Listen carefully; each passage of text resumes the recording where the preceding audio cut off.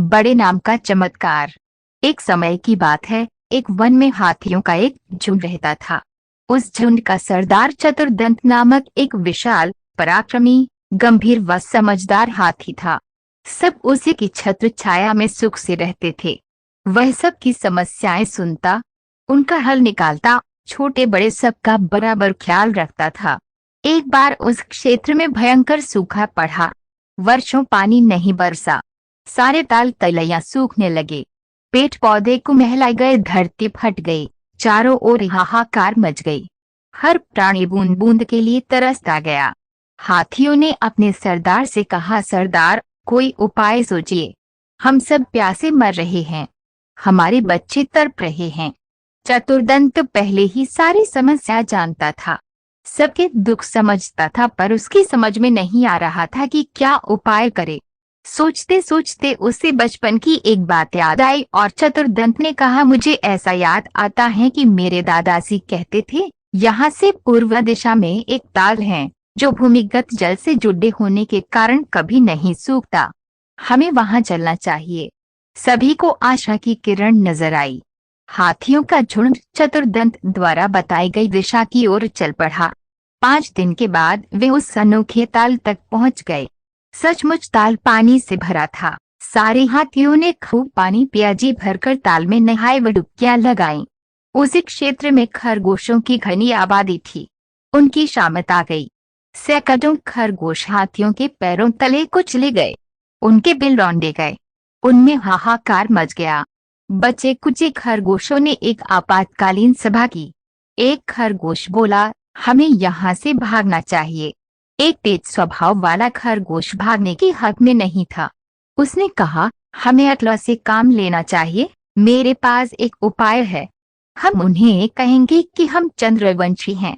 तुम्हारे द्वारा किए खरगोश संहार से हमारे देव चंद्रमा रुष्ट हैं। यदि तुम यहाँ से नहीं गए तो चंद्रदेव तुम्हें विनाश का श्राप देंगे। एक अन्य खरगोश ने उसका समर्थन किया, चतुर ठीक कहता है, उसकी बात हमें माननी चाहिए। लंबकन खरगोश को हम अपना दूध बनाकर चतुर्दंत के पास भेजेंगे। इस प्रस्ताव पर सब सहमत हो गए। लंबकन एक बहुत चतुर खरगोश था। सारे खरगोश समाज में उसकी चतुराई की धाक थी। बातें बनाना भी उसे खूब आता था। बात से बात निकालते जाने में उसका जवाब नहीं था। जब खरगोशों ने उसे दूध बनकर जाने के लिए कहा तो वह तुरंत तैयार हो गया। खरगोशों पर आए संकट को दूर करके उसे प्रसन्नता ही होगी। लंबकन खरगोश चतुर्दंत के पास पहुंचा और दूर से ही बोला, गजनायक चतुर्दंत, मैं लंबकन चंद्रमा का दूत उनका संदेश लेकर आया हूँ। चंद्रमा हमारे स्वामी हैं। चतुर्दंत ने पूछा, भाई क्या संदेश लाए हो तुम? लंबकन बोला, तुमने खरगोश समाज को बहुत हानि पहुंचाई है। चंद्रदेव तुमसे बहुत रुष्ट हैं।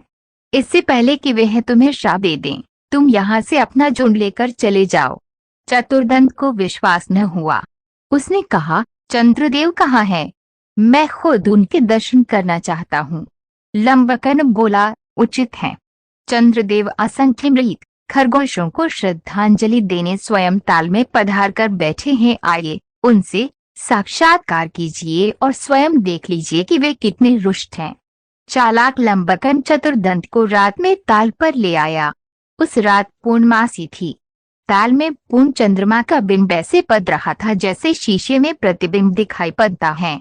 चतुर्दंत तो घबरा गया। चालाक खरगोश हाथी की घबराहट काट गया और विश्वास के साथ बोला, गजनायक, जरा नजदीक से चंद्रदेव का साक्षात्कार करें तो आपको पता लगेगा कि आपके झुंड के इधर आने से हम खरगोशों पर क्या बीती हैं।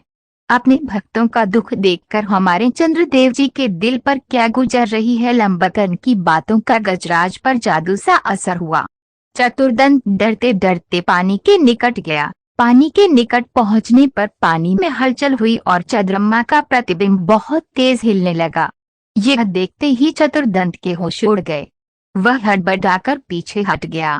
लंबकन तो इसी बात की ताक में था।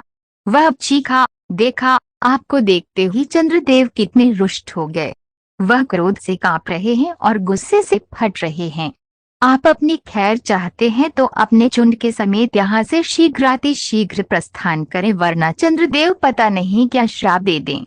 चतुर्दंत तुरंत अपने झुंड के पास लौट गया और सुबह ही सबको सलाह दी कि उनका यहाँ से तुरंत प्रस्थान करना ही उचित होगा। अपने सरदार के आदेश को मानकर हाथियों का झुंड लौट गया और खरगोशों को हाथियों से छुटकारा मिला। सीख: चतुराई से शारीरिक रूप से बलशाली शत्रु को भी मात दी जा सकती है। धन्यवाद। ऐसी और कहानियों के लिए चैनल को सब्सक्राइब करें। चैनल पर हर कहानी हिंदी और अंग्रेजी दोनों में उपलब्ध है। इससे आपको अपने बच्चों को अंग्रेजी और हिंदी सिखाने में